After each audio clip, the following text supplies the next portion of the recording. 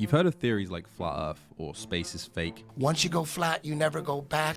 Probably loads of various other popular theories about what on earth, pardon the pun, this flying space rock we all live on is. But what about our giant space rock we all call home being a prison planet? Well, I discovered this theory through a subreddit called EscapingPrisonPlanet. And pretty much all of my research on this topic comes from this extensive post from Esoteric Ninja, who claims to have studied this topic for almost 10 years. So shout out to that guy or girl. It's one of the best Reddit posts I've ever seen in terms of his dedication to just get so much information out and his actual research. He starts off by saying he's convinced that reptilian beings are real and the tunnel of light we see when we die is a trap. So I was pretty much hooked straight away, and if you are too, then come with me on a journey and we'll see how convincing the evidence is towards Earth being a prison planet. Reincarnation and the White Tunnel. Esoteric Ninja speaks about the famous white light people who have had near-death experiences claim to see.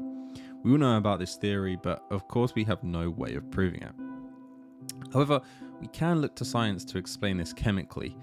Many people who have smoked DMT claim to have been transcended to a higher spirit realm, experiencing their own death, and even seeing the white light. So have you ever done DMT? Now, this experience only lasts about 20 minutes, and obviously they come back grounded to Earth and very alive. This, interestingly, scientists have been able to prove that during near-death experiences, DMT actually gets dumped into our brains. And this would explain chemically what is going on here, but can obviously, and doesn't obviously, prove or disprove Esoteric Ninja's hypothesis. He goes on to explain how the tunnel of light is a trap and it wipes our memory to recycle our souls into another body, keeping us in an infinite loop on Earth. However, some people manage to keep certain aspects of the past lives in their memory, and he provides some evidence below.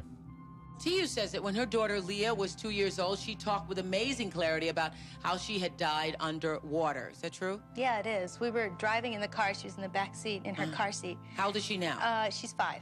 She'll be 6 Friday. Okay. So we're driving in the car, and she says, "Mommy, this is just like where I died." Like, real excited, not upset or anything, just kind of very matter of fact. And, At 2 years old?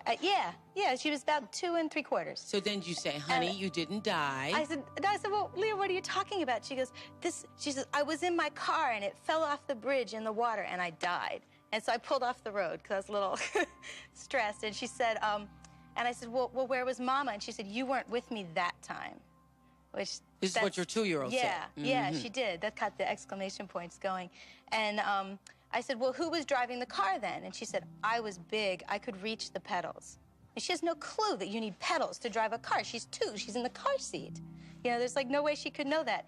And I said, well, what happened? And she described, she said, well, I wasn't wearing a seatbelt. And she is absolutely a fanatic about seatbelts. Everyone in our presence that knows us, she is going to make sure they have a seatbelt on. She will not get in the car without one. And neither will anyone else. And she said, well, I didn't have my seatbelt on, and I fell out of the car. And she said, and she put her hand up on her, and she said, Mommy, I was laying on the rocks. I could feel the rocks on my head.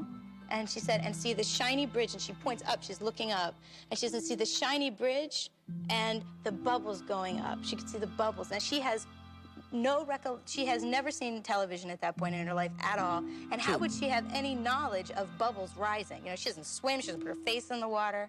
And she said, I could see the bubbles going up and see the sun on the bridge through the water. This is what your 2-year-old told you? Yeah.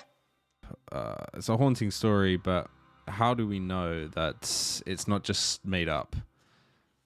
The next group of evidence comes with claims that can somewhat be verified.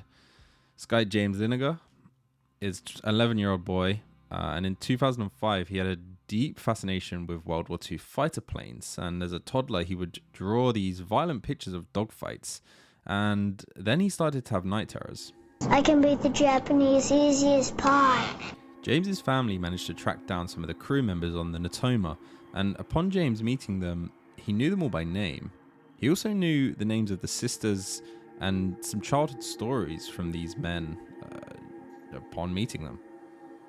They even went to Japan, and with no help, James managed to find the crash site, and he burst into tears.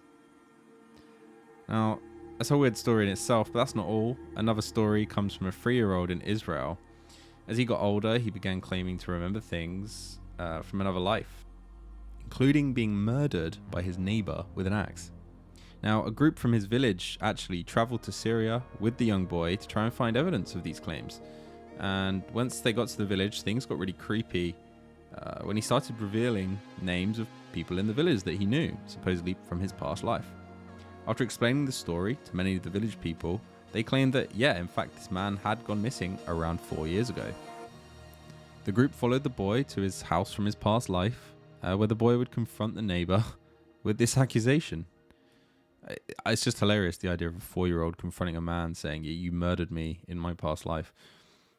Dr. Lash, who is an Israeli doctor who traveled with the group, and he was the one who actually reported all this information, he claimed that the accused face became as white as a sheet. The boy then led the group to a nearby field, and in front of a pile of stones claimed that they would find the body underneath.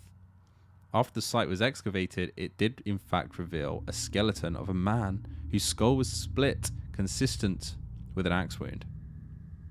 This story is one of many in the book The Children Who Have Lived Before by the German therapist Trutz Hardow.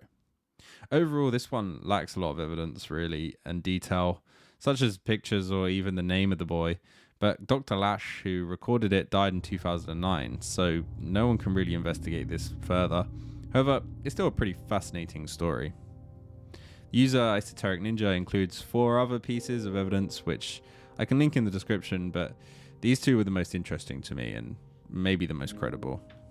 The spirit realm, reptilians, and their agenda. Now, we all have our own ideas about what the spirit realm could be, and I'm sure we're all aware of the reptilian people, like Rihanna and the Clintons, for example. But have you ever thought about where this legend comes from? Well, ancient cultures dating back to the start of civilization have included reptilian-like beings in their art and literature, and often worshipping them as gods. In Jainism and Hinduism, we hear about Naga, who is a half-human, half-serpent deity. The Aztecs worshipped the god Quetzalcoatl, which literally means serpent of precious feathers, or the wisest of men.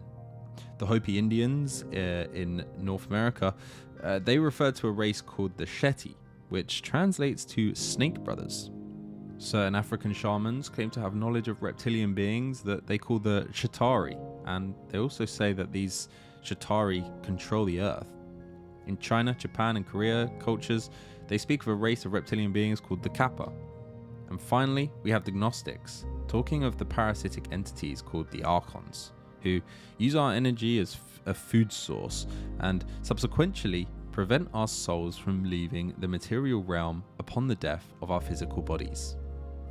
It's super interesting that the depiction of these serpent-like creatures are worshipped all across ancient cultures without ever meeting or interacting with each other. This is actually something that I've looked into before, and it's really fascinating. It's not just reptiles, it's also the consistencies of the stories, the great floods, the tales of the great floods across so many cultures. I plan to explore these similarities across ancient cultures, myths, and tales in another video, so make sure you subscribe for that. So that's just some of the ancient stories and where they come from, but where actually are these reptiles, and what on earth do they want with our souls? The Esoteric Ninja goes on to explain that the reptilians are both physical and astral beings. They've been heavily involved in the manipulation of mankind for thousands of years and are responsible for setting up the soul trap around the planet with the help of extremely advanced technology. He also provides this video link with eyewitness testimonies to reptilians. Oh, the second time he told me about the alien contact was through the deep underground mountain bases with the Dulce, New Mexico. Right, the Dulce firefight. Right, the firefight. And he told me about that, how the men came down, and to me the number was like 21 people originally went down. They're blasting holes, and suddenly they discover that there's a cavern already there. So they go down and explore what's going on there, and they find lizard aliens, Dracos is what he would call them. So they're big, tall, reptilian-looking, Yeah, they derive one of their happy drugs from us. So when they frighten us and we get the adrenaline going, yeah, that's like a drug to them. But then they eat our blood. That was Cynthia Dreyer, Phil Schneider's wife, and Phil tells his wife about all these multiple contacts he's had over 10 different species of aliens, including the Greys and the reptilians. He also claims to have shots at underground aliens, but you know, that's a whole different story. It's a whole other video. This guy died mysteriously. Not too much info online about this guy. Is he credible? I don't know about that one. There were hundreds of these 9-foot reptilian guys standing with their legs. Hundreds. Yeah, they were all the way across the underneath their vehicles. William Tompkins, engineer in the Navy, claims to have built alien spacecraft or back-engineered alien spacecraft, I guess. Now he's a self-proclaimed UFO author. Also claims that Neil Armstrong saw hundreds of aliens on the moon, but never reported it. Speaks a lot about the abduction of humans, specifically children, many going missing because of these aliens. Also, he reckons that Bush, Clinton, Obama are reptilians, but not Trump, apparently. Trump isn't a reptile. Well, there's a lot of strange stuff that goes on underneath the Mormon temple. And nearby the Mormon temple, of course, is right in the heart of Salt Lake. And it has sub-basements upon sub-basements upon sub-basements. We've been in some of them. And it's been reported that right across, well, it's not been reported, it's a fact, that right across from the Mormon temple is the downtown urban mall. I forget the name of it. And in the basement of the mall, numerous times, the cleaning people have seen large reptilian figures walking on 2 legs, scurrying through the basement of the mall. And we have this guy, Bill Schnoebelen. Schnoebelen? I don't know, I might be butchering that pronunciation. But he's written many books about the Illuminati. He claims that there's, opposite the Mormon church, there's reptilians under the basement there, apparently. This guy just seems very pro-Christian, anti-Mormon. I've had personal experience of this. And there are people who claim that these creatures are gods. There are people who claim that these creatures are experimenting on us. That is a lot of rubbish. These creatures are harvesting us. These creatures are not aliens, Mr. Ike. These creatures are sexually compatible with our women. And what does that tell you? It tells you that they came from here. Now this guy, Crudo Mutua might be the best character yet. He writes about a lot of different folklore and extraterrestrial experiences that he's personally experienced. And he also, one of the things that he says is that if you see an extraterrestrial when you're with your girlfriend, you must have sex right there, on the spot, in the moment, wherever that may be. So, yeah, keep that one handy if you're ever with your girlfriend and you're horny. Let her know you just saw an alien, and you need to do it right now, or, I don't know, something bad might happen. Okay, next up we have a lady called Brenda Butler. Now, this lady claims to have been visited by a reptilian who just wanted to give her lots of knowledge.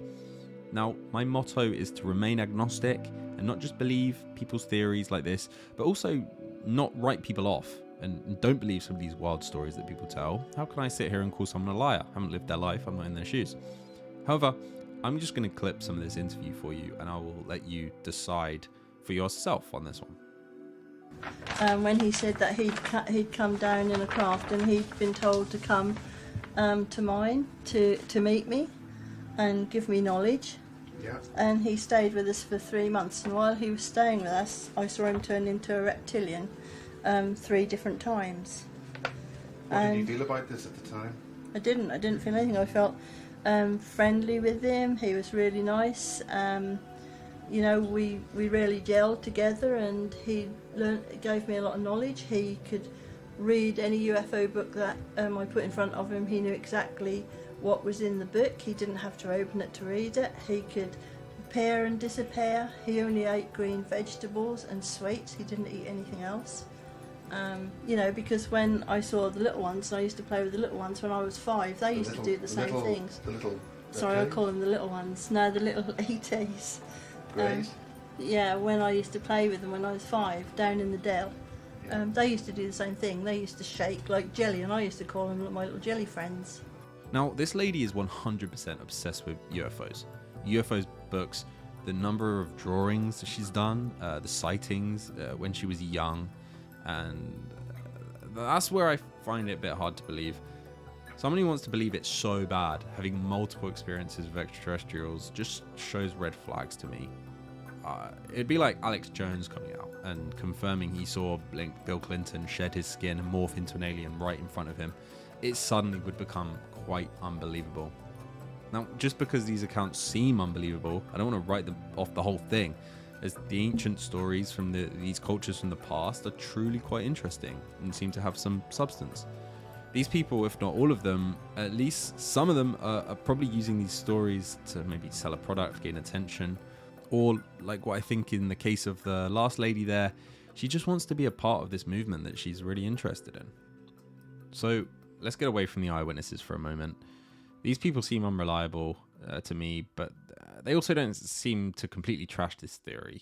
People love jumping on bandwagons, and hey, one of them might actually be telling the truth. So now onto this soul trap. Essentially, Esoteric Ninja explains that this energy grid around the Earth is a tunnel of light to recycle our souls back to the Earth. The white light we associate so much with the death trap, and that our souls are drawn towards it upon death because of the promise that maybe it will lead us to heaven or a higher place. He then makes the analogy of the tunnel being like bait at the end of a fisherman's rod. According to this theory, that would mean that most people on Earth today are reincarnated entities. Every time we die, our souls are recycled and we forget our previous lives. The reasons they keep us as cattle is to feed off our low frequency emotions such as fear, pain, grief, anger, jealousy, rage, anxiety, and lust, because they are low vibrational beings that require low vibrational energy in order to survive.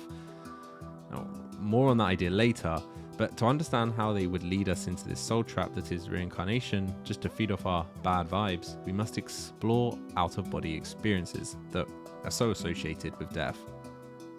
When we are out of our bodies, the laws of physics as we know them are no longer have the same effects upon us, as we find ourselves in a different realm, in which we are able to do things that would be impossible in the physical world. We then have a quote by Nikola Tesla: "If you want to find the secrets of the universe, think in terms of energy, frequency, and vibration." Not really sure if that relates too much, but I don't know. Maybe you can take something from that I don't. Now, I want to speak for myself on out-of-body experiences for a moment, as I have actually had one of my own. I've always been hesitant to speak about it, and I've only ever really told people that I'm really, really, really close with, as I don't want to seem like a total crazy person. However, I'm now about to speak about it on the internet, so here it goes.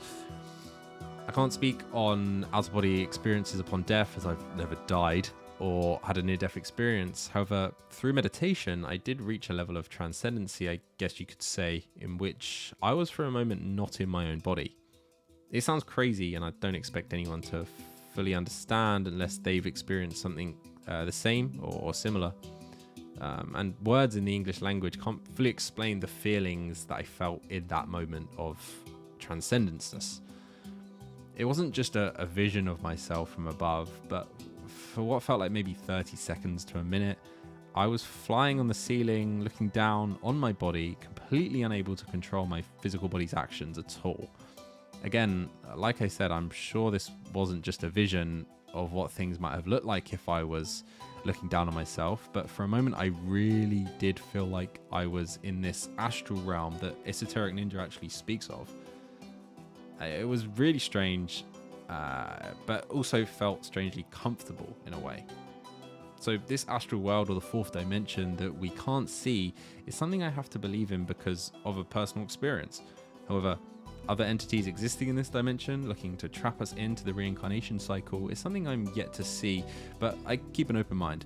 As always, when looking into these wild theories, if we have life in the third dimension, why wouldn't we have life in the fourth?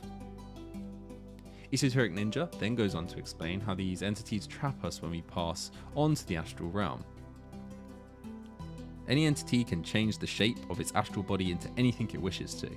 Then you realise that even the most malevolent entities possible can present itself to you in different forms to trick you into thinking you're speaking to God, or your guardian angel, or even one of the members of your family who's passed away. They do this because they know that you'd put your trust in these religious figures or in familiar faces, and once they gain your trust, they can easily manipulate you into doing things that that are not in your best interests at all. This is even mentioned in the Bible, and no wonder, for Satan himself masquerades as an angel of light.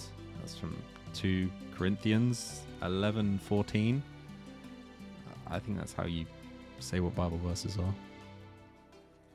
Esoteric Ninja then goes on to explain that if we avoid this tunnel of light, then the entities will use these powers of deception in the form of gods, angels, guardians, etc., etc., to convince us that we still have learning to do on Earth, so we must go back for karma purposes.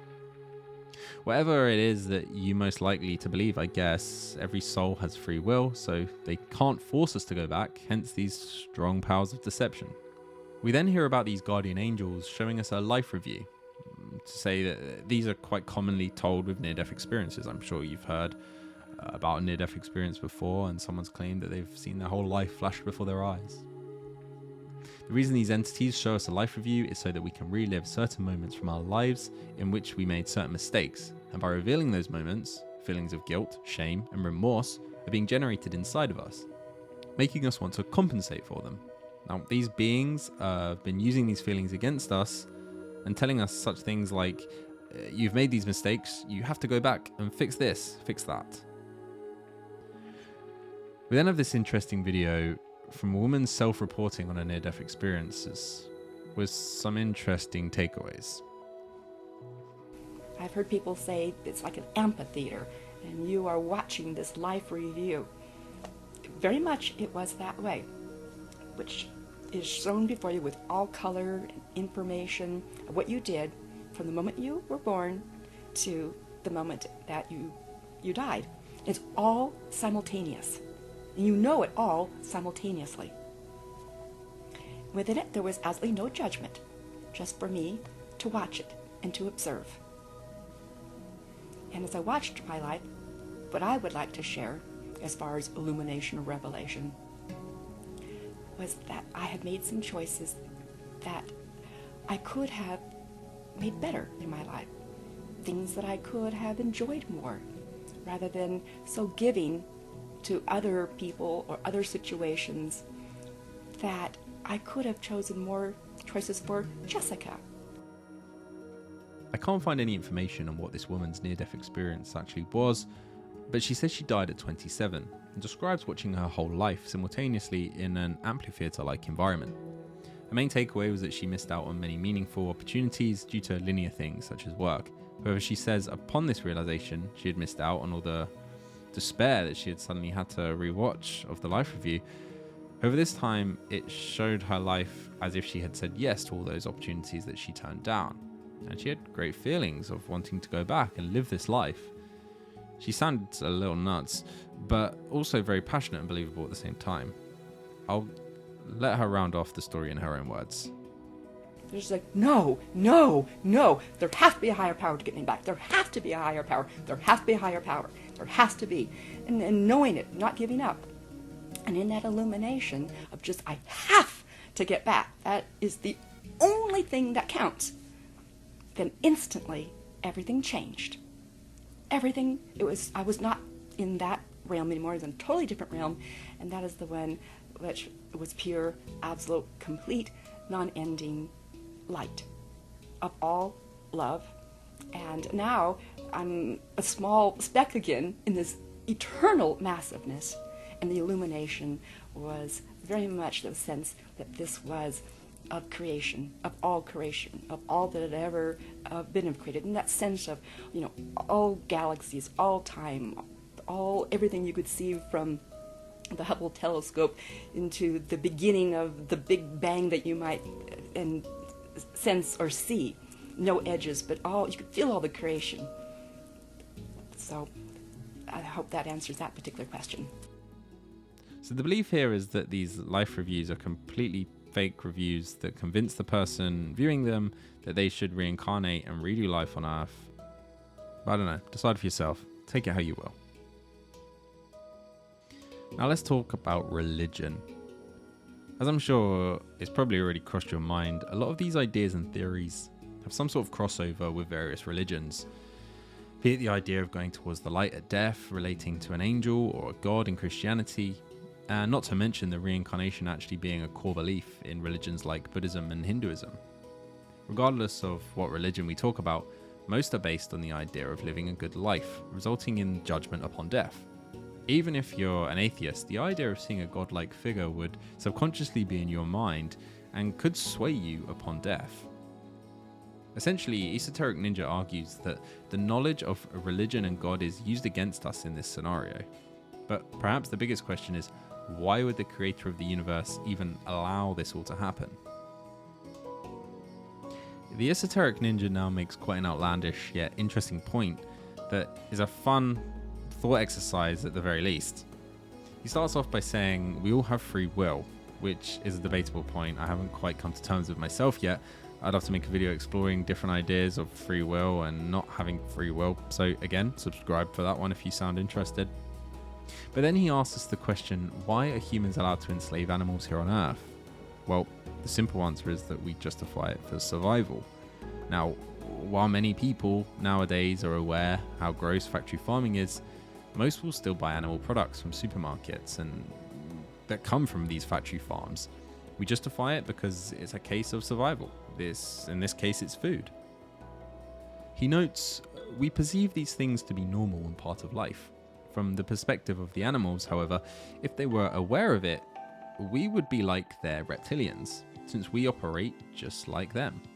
But we never see ourselves in that way. We don't think that we're the bad guys because all we do is try to survive. The entities probably don't see themselves as bad guys either, since they're also trying to survive. Of course, remain agnostic, however it's important to remind ourselves that often evil people or beings don't perceive themselves as evil. The most extreme example could be Hitler. He thought his actions were justified, and in his own mind he didn't see himself as evil. Well, I doubt he saw himself as evil. And in this case, the Esoteric Ninja's analogy is a perfect one, as if this was true, the entities he talks about would just be doing what they have to do to survive. Now, the final section of this fantastic yet bold post from Esoteric Ninja includes 12 pieces of evidence, of which I wouldn't exactly, call hard evidence, but he takes other subjects and theories that include some spillover into this topic, kind of like how we mentioned in the intro at the start. So I'm going to break some of these down from the top, starting with something that we've already dabbled on a little bit, known as past life regression hypnosis. So this first evidence point is from a YouTube channel, Callegro Grafassi. I'm not Italian. I have no idea if I've butchered that or not. But this guy shares his past life regression hypnosis sessions. I've watched a few of these and they're all around an hour long and they're in Italian. I'm not going to lie, the research for this point alone was pretty heavy. No, didn't have to learn Italian. Luckily, the Esoteric Ninja here has picked some out with English subtitles that were beneficial watching for understanding this theory. So the start of these sessions involves a hypnosis speech to put the person in a deep state of relaxation, with a slow counting down from 10 that actually takes about 10 minutes. Then on the count of 5, he asks the person to start recounting a previous life. Esoteric Ninja claims to have studied over 400 of these, which is pretty insane, but I can see why you might watch that many. They're truly quite gripping, hearing people recount their previous lives, whether they're true previous lives or not, or it's just I don't know, some deep state of relaxation that's making them imagine these lives. It's still pretty fun to hear what they recount. The people who are recounting these past lives seem genuinely confused and often can't even make out completely what's going on. So yeah, like I say, if you're interested, some of these are worth checking out. In some of these sessions, he gets people to explore what happens between life in the astral world, and they pretty much all support a realm and religious type figure offering some kind of enlightenment or guidance. However, I'm inclined to say that most of these people probably already believe in this theory, as they've presumably hired this guy's services and could just be recounting their own beliefs, as after all, these stories do vary quite wildly but seem to be based on some of the same ideas. He then links some of the past life regressionists that all support the same theory. However, again, hypnosis is a funny one, as if you know anything about Derren Brown, he literally got someone to push another human being off a roof through the power of hypnosis and making them super suggestible. So in a state of suggestibility, it doesn't necessarily mean someone has just suddenly remembered a past life. It could mean someone is recounting a story from preconceived ideas. I hope I don't come across as trashing this evidence or this theory. Again, it's important to tell you I'm remaining agnostic. I'm not taking a side or a belief or a disbelief. I'm just trying to remain rational and think about every possibility. The second evidence point is from the perspective of Gnosticism and Buddhism. So the word Gnostic comes from the Greek term gnosai, which means knowledge. The Gnostics were a group of people who seek to reveal the truth of the supreme essence of the divine, overthrowing false beliefs of God, society, and life in general. They say that humans are divine souls trapped in the physical world, and that the only way that one could attain salvation from this place is not through the worship of the demiurge, a false god or religion, but through gaining a secret esoteric knowledge about who you really are, where you really come from, and about how these parasitic entities operate, which will eventually set you free from this physical world in which your soul is trapped. In Gnostic texts, they talk about parasitic entities who they call archons, who not only use us as energetic food source, but they also prevent our souls from leaving the material realm upon death of our physical bodies. The Gnostic texts describe at length the manipulation of humankind by what they call non-human archons or rulers. You could say that ancient Gnostics were perhaps some of the first people to believe in this theory, or a prison planet theory, or something similar to it. And in Buddhism, the core belief system is that life is suffering, and as humans, we are stuck in an endless reincarnation cycle to continuously suffer unless we reach enlightenment. Evidence point 3 is from the perspective of remote viewing. Now, we all probably know what remote viewing is, but just in case you don't, it's essentially the ability to perceive a remote or hidden subject or location without the support of your senses. Attached is a really interesting video with some fun visualization exercises that is supposedly a tutorial to practice remote viewing. Now, this is 100% something that I'm going to try in the future, and I'll do it for a video. So subscribe if you want to see me try and remote view onto Epstein's Island, or, I don't know, the Kremlin, somewhere interesting, somewhere fun. We also have a link to this website for an organization called the Farsight Institute, who essentially have a team of remote viewers, and they use their supposed psychic ability to view particular events such as Noah's Ark, Putin's inner circle, and of course this death trap. I come before you today as an Earth human, fully human in every sense of the word. I was born on Earth, a product of a human mother and father. I was raised as a human. I was educated as a human. Evidence point 4 we have from the perspective of a guy called Robert Monroe. Now, this is the first evidence point that's just about an individual, and there's quite a few of these. I'm not going to go into them in too much detail because they essentially cover everything we've already mentioned, just from different people's perspectives. But this guy, Robert Monroe, he's seen as the father of out-of-body experiences and astral projection. He wrote a book called Far Journeys back in 1987. In the book, Monroe writes that our creators intentionally equipped animals with devices such as fangs and claws in order to prolong predator-prey combat and thereby produce more loosh, the low vibrational energies that of suffering, pain, fear, etc. He also said the loosh is harvested from the loneliness of animals and humans. Loneliness, of course, is another type of low vibrational energy. Evidence point 5 is from the perspective of psychedelic drug users. Now, psychedelic drugs are a topic of discussion I've always found very interesting, particularly how strangers can often describe their experiences after taking them and often compare remarkable similarities between spiritual oneness with the universe and visuals and whatever else comes with a psychedelic experience. The most interesting question for me is, can these psychedelic substances unlock portals to parts of the universe we otherwise can't access during our day-to-day consciousness? Or is it simply a chemical reaction in the body making you believe there's something there that is not? In these pieces of evidence, Ninja has done a fantastic work of gathering a number of trip reports on various substances that support his theories. From this Reddit user reporting a group of reptilians watching over the planet and farming feelings of fear, sadness and guilt like energy points from a video game, to this user who escaped reality multiple times while using DMT to realize this reality is just a prison, and then a friend with no context experiencing the exact same thing. I'm comfortable enough to say that I have experienced things like this in the past, and it can be very confusing and uncomfortable at times. However, I've also had experiences of being in a different reality that has helped me and guided me through the universe, I guess.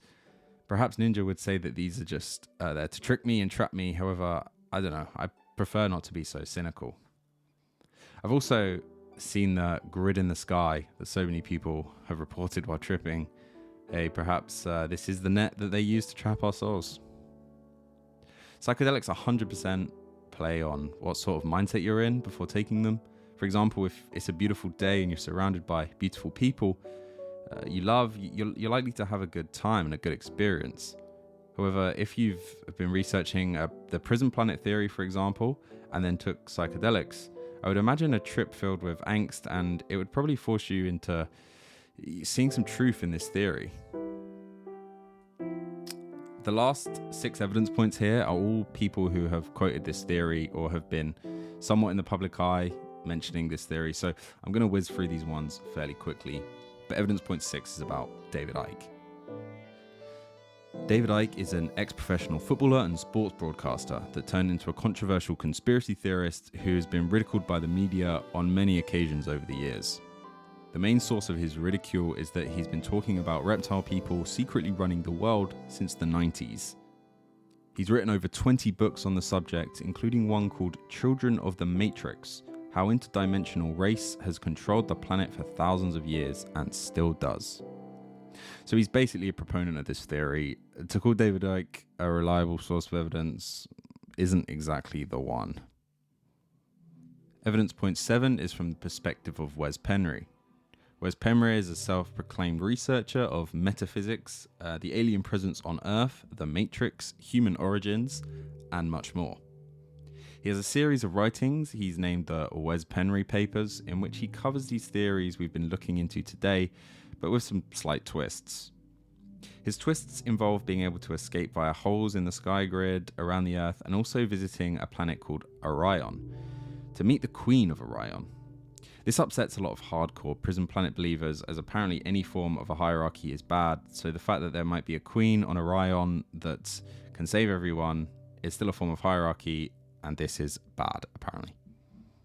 Wes Penry also writes about the Illuminati, a shadow government, the moon matrix, the afterlife, entity possession, reptilian manipulation, and much, much, much more, just to give you an idea of some of the things that he's into.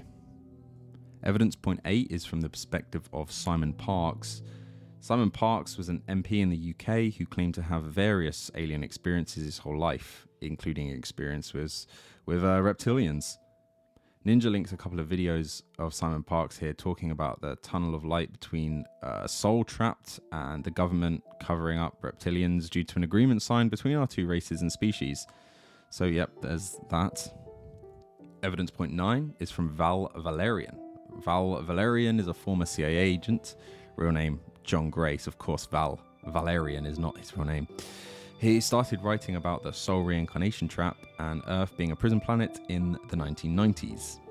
In one of his books, he writes, "It is they, grey aliens, who await in the light when a human being dies. The human being is then recycled into another body, and the process begins all over again, hence the light and the tunnel at the death trap. Scanning someone they wish to recycle as they near death, the aliens discover who the person was close to has died. They project the person's image in the white light tunnel, and the image waves you in deeper. If you choose to follow, you can be trapped and sent to another incarnation of your choice. Those entities view Earth as a big farm." I don't know if that made sense to you, but it didn't make much sense to me.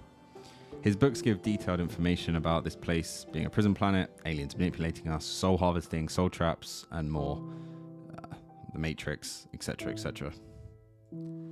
Next, we have the perspective of Alex Collier. Now, Alex Collier claims to be in contact with an extraterrestrial race from the constellation Andromeda. Now, according to him, the Draconians, reptilians, are the force behind the repression of human populations everywhere in the galaxy. Now, he goes into detail about this in this video. In this clip, Alex gives us instructions on how to escape the tunnel of light, the soul of reincarnation death trap, and he claims that if you ignore the tunnel and you just say to yourself, I wish to go home, you will return to the dimension you came from before you came to Earth. While I personally don't think that this will work, since you no longer have the memories of your old home, nor the memories of the coordinates to your old home, I guess it's worth a try, but you must always have a plan B in case things don't go to plan. Some of Alex's interviews and lectures over the years can be found here. Can we be 100% sure that Alex has really been in contact with these beings from Andromeda? No. However, the information that he puts forward does confirm the information coming from the other sources regarding the reptilians, the tunnel of light trap, and regarding what awaits us when we die. So I still am hesitant to say this is evidence, but there's a correlation at the very least. And our last evidence point is from this guy, Wayne Bush. Now he's a masses of research into the afterlife. He indicates what the white tunnel of light is, luring souls in, mind wipe, reincarnation traps, false god entities that control society. So yeah, again, it's just someone that all his research has led to a correlation with everyone else's, I guess. But again, there's not really any hard evidence here with any of these evidence points. Let's be honest, they're all just coming to the same conclusion. Now, just because all these people come to the same conclusion, it doesn't mean that they're onto something. You know, everything's a remix these days in some kind of way. And also, I can't help but think about confirmation bias that these people may or may not have. Of course, I'm just telling you this theory because it was interesting, and this post from Esoteric Ninja was really interesting, and it's a great post if you're interested in this sort of thing. I'm not saying I believe in it, but I'm also not saying I don't believe. I mean, personally, maybe from my tone of voice, you've been able to gather. I definitely don't believe in any of the evidence points. It is, however, an interesting theory to think about. So yeah, while I would disregard the evidence, it's been fun to research this. So I want to thank Esoteric Ninja for his interesting posts. And I don't mean to diminish this in any way. I don't mean to try and make a fool of these people that are claiming these things, because who am I to tell them that their experiences, like the lady that has been in contact with aliens, who am I to tell her that she's lying? I mean, I can believe it, but realistically, I don't actually know. So I hope you ultimately enjoyed exploring this topic with me, and yeah, subscribe for more interesting topics like this one. Thanks for watching.